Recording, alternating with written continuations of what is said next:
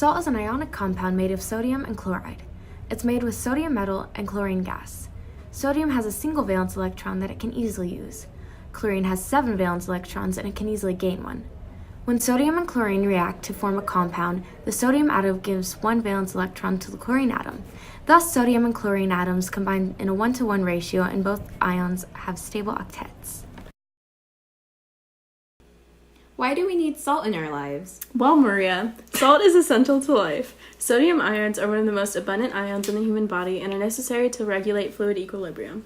Sodium is an electrolyte and it helps regulate the amount of water that's in and around your cells. The chloride ion is a chlorine anion that forms a negatively charged part of certain salts, including sodium and hydrogen chloride salts. It is a central electrolyte located in all body fluids. Too little salt, or hyponatremia, is one of the most common electrolyte disturbances. Ultimately, too little sodium can lead to brain swelling and death. If you have too much sodium in your body, you might get very thirsty and try to get rid of the excess. This is called hypernatremia and is more common. When this happens, your blood volume can increase, which in turn makes your heart pump faster. Salt has always been a valuable resource throughout human history, dating back to 6050 BC. It has been used as part of religious offerings, been an important aspect of trading, human history, the human body, and even used as a currency due to its high value and production restriction. Salt was of crucial importance economically. The expression "not worth a salt" stems from the practice of trading slaves for salt in ancient Greece. Special salt rations given to early Roman soldiers were known as salarium argententum, the origins of the word for salary. Most ancient civilizations were accompanied by myths and magic rites involving salt. For example, consider the history of Jewish people or the content of some old books in the Old Testament. The transportation and production of salt gave rise to new cities and the constructions of roads, like in the case of Salzburg. Salt mining is very dangerous and expensive, but it's the best way to mine rock salt. The salt is normally in the form of halite. These mines vary in location and are nearly everywhere in the world, such as Pakistan, Canada, various places in the continental US, and many more. Solution mining is a way of mining salt by injecting water into the salt domes and then taking the leftover salty water, brine, and transporting it to solution plants where the water is purified and the desired minerals are taken out. It is then boiled to take out the salt. Depending on the type of salt, iodine and various other chemicals might be added. Shaft mining is an alternative to solution mining. Carefully placed holes are cut into the rock face using a drill. Then the holes are filled with explosives and then blasted. The other main way of extracting salt is from the ocean. The most common way to extract salt from seawater in large amounts is through salt evaporation ponds. They form naturally in shallow bays, but for more production, people have made them artificially. The sun evaporates the seawater and creates a natural salt pan. In other nations, such as Japan, they take seaweed out of the ocean and put it into big pans.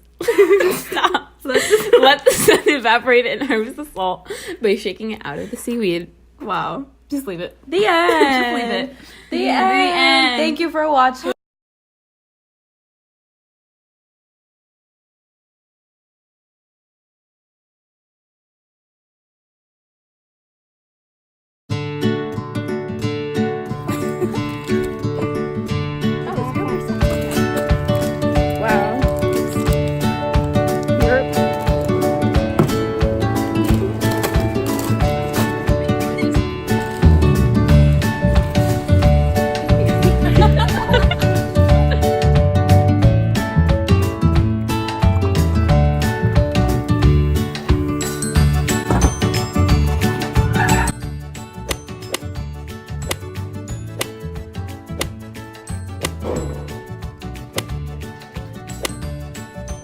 Hey, what's up, you guys? I know my audio sucks. We're just gonna not talk about it while I read you some salt facts while you watch us make cookies. So there are 5 basic tastes that we're hardwired to detect: salty, bitter, sweet, sour, and umami, which is savory. Therefore, salt enhances foods by essentially turning up the volume of their salt flavors, or can dial down the taste of bitter foods by suppressing our perception of bitterness. And they can also balance other tastes like sweet and sour. Wow, I love stuttering. This is great. Okay, yep. See you in a bit for another fact.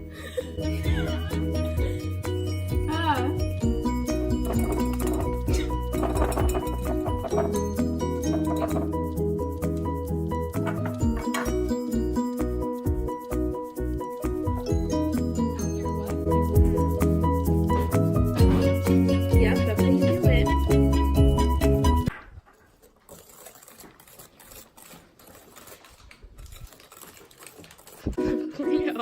But what's up? I'm back with another salt fact.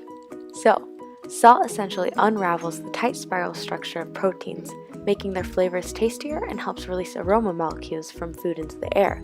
These simulate our olfactory receptors. Yeah, those things. And they help us to smell things. So, like, salt's pretty important because if you can't smell anything, then you can't taste anything.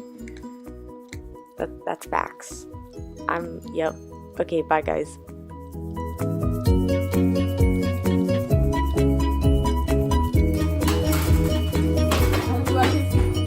Look like that. What? Ew. Also, my oven's dirty, but whatever. Don't pretend like yours isn't dirty. It looks so nasty. Ew. So does my oven, but it's fine. They look like water. Yum. That they look literally like Water because salt absorbs water. And if we don't have salt in them, then there's nothing to absorb the water. We'd be like so smart. We'd be up here. So. Why are they so big? We made them so small. They were literally like, They were like so small. gotcha.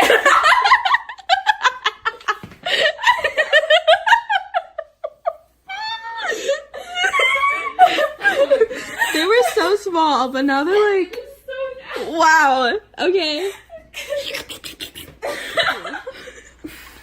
Does it matter though? Whatever. Anyway, this is how they turned out. They're raw in the middle and like gross on the sides. And these ones are literally. Have fun eating them first. They're like paper. So perfect. Wow. You thought